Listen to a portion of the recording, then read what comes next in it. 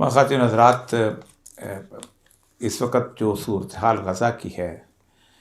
اس کے بارے میں جو تازہ ترین معاملہ یہ ہے کہ اسرائیل نے اس وقت ایک اعلان کیا ہے کہ غزہ کے بارے میں کسی بھی قسم کی کوئی گفتگو جو ہے وہ نہ ٹی وی پر کی جائے گی، نہ اخبار میں کی جائے گی، اور نہ سوشل میڈیا پر کی جائے گی۔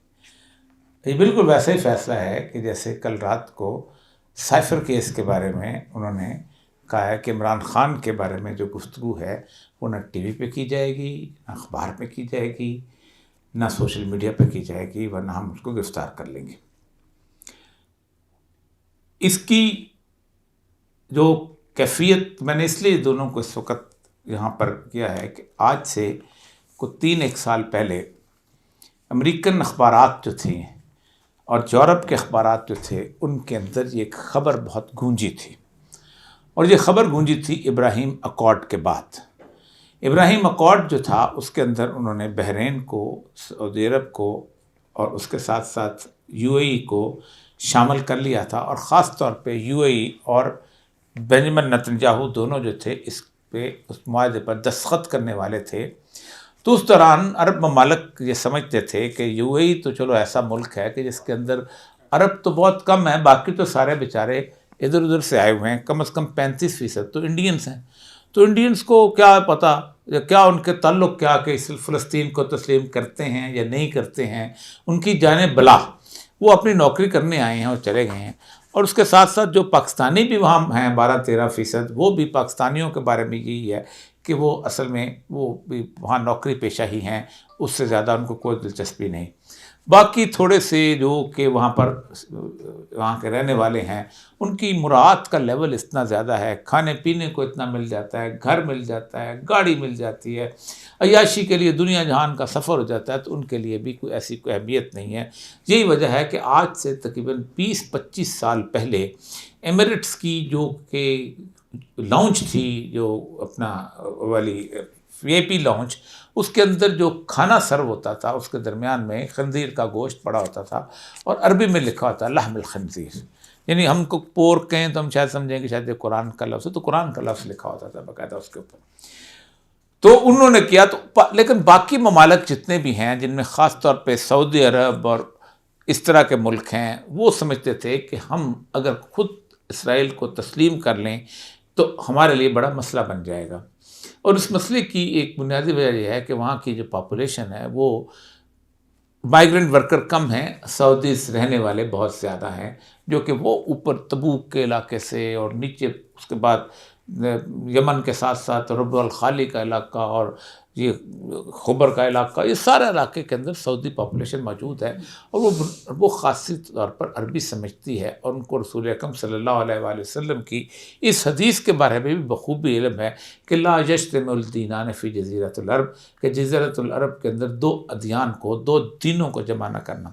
حضرت عمر رضی اللہ تعالیٰ عنہ کے زمانے میں انہوں نے جب یہودیوں کو کہا کہ آپ یہاں سے چلے جائیں، تو انہوں نے یہی حدیث پیش کی تھی کہ مجھے رسول اللہ نے کہا تھا کہ اگر میں زندہ رہا تو میں ان کو یہاں سے نکال دوں گا۔ اور اس کی ایک اور وجہ ایک عالمی صورتحال میں یہ تھی کہ ان کو سب کو اندازہ تھا کہ جب بیت المقدس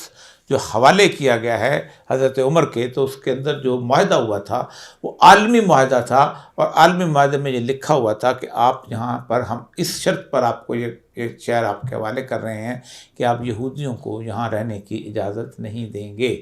یہودیوں کی اور عیسائیوں کی سر بات ہے پرانی دشمنی تھی، ہے، اب کسی حد تک کسی اور طرح سے بدل چکی ہوئی ہے، لیکن وہ سمجھتے ہیں کہ ہمارے پیغمبر کو یہودیوں نے مل کے صلیب پہ چڑھایا تھا، اور یہی وجہ، یہ بالکل وہی کیفیت ہے جیسے کوئی شخص یہ کہے کہ امام حسین کو یزید نے شہید کیا تھا، تو ظاہر بات ہے یزید کی فورسز تو تھیں، تو یزید سے تو محبت غلط بن جاتی ہے۔ وہی کیفیت ان کی تھی کہ بحیثیت قوم یہودیوں سے وہ نفرت کرتے تھے،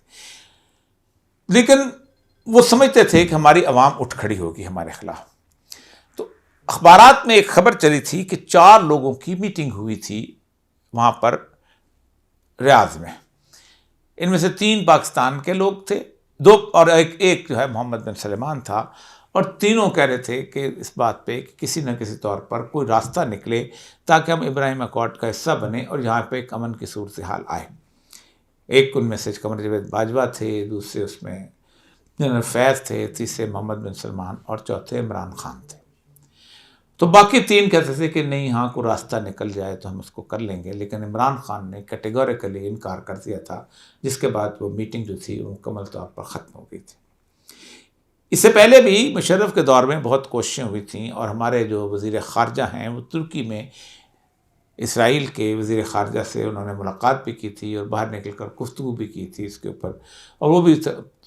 سر عام لوگوں کو اب تو پتہ ہے، بلکہ قدسی صاحب نے اپنی کتاب میں بھی اس کا تفصیلی واقعات کا ذکر کر دیا ہوا۔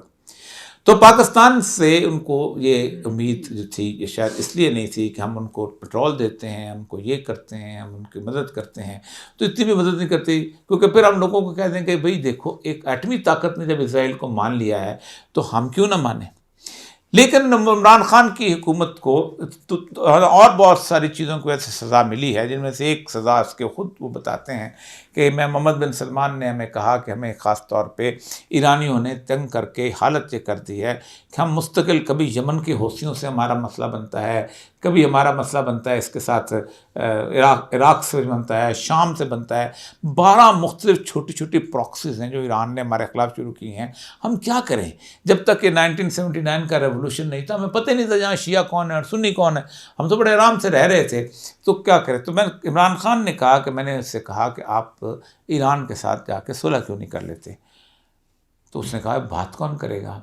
تو عمران خان نے کہا کہ میں کرتا ہوں۔ تو عمران خان جو تھے وہ ایران چلے گئے اور انہوں نے بات شروع کی، اور اس کے بعد وہ کہتے ہیں کہ جب میں نے محمد سلمان سے کہا تو وہ خاموشی سے اس نے ہاتھ سے اشارہ کیا کہ مجھے نہیں کرنے دیں گے۔ اس کا مطلب یہ ہے کہ امریکیوں تک یہ اطلاع پہنچ چکی تھی۔ لیکن اس دوران عمران خان کا جب وزٹ ہوا چین کا، تو اس نے اس معاملے کے جب گفتگو کی، اور چین نے اس کو خاموشی سے اس کا ڈیل کرنا شروع کیا اور ان کا آپس میں ملانا شروع کیا۔ لیکن اس کے کچھ چند دنوں کے بعد امریکہ، عمران خان جو ہے وہ پیوٹن کے پاس چلے گئے، کچھ 3-4 دن کے بعد ہی گئے تھے، اور پھر اس کے بعد ان کی حکومت چلے گئی، اور وہی سزا ہے کہ جو آج وہ بھگت رہے ہیں اس وقت جیل کے اندر۔ لیکن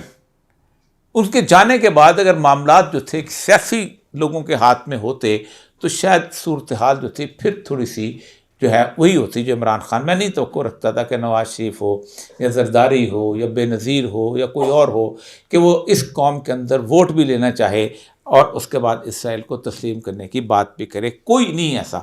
خود قائد اعظم محمد علی جناح کی بات جو ہے وہ میں نے بار بار آپ کے سامنے سنائی، یہ میرے سامنے وہ ان کا وہ جو ہے رسالہ پڑا ہوا ہے، اور یہ بہت فیمس ان کی رپورٹ ہے جو کہ ان کے سینٹر جو ہے ان کا یروشلم centre for the public affairs کا یہ میرے سامنے موجود ہے۔ اس میں وہ لکھتے ہیں کہ ہمیں امریکہ میں اسرائیل کی ایمبیسی نے پوری اطلاع دی کہ قائد اعظم نے 2,75,000 رائفلیں خرید کے اسرائیل کو دیں، ان کو دیں، اپنا عربوں کو دیں تاکہ وہ ہمارے خلاف لڑیں، اور اپنا قائد اعظم نے ہی 3 جہاز جو ہیں اٹلی سے خرید کے وہ مصر کی حکومت کو دیے کہ ہم سے لڑیں۔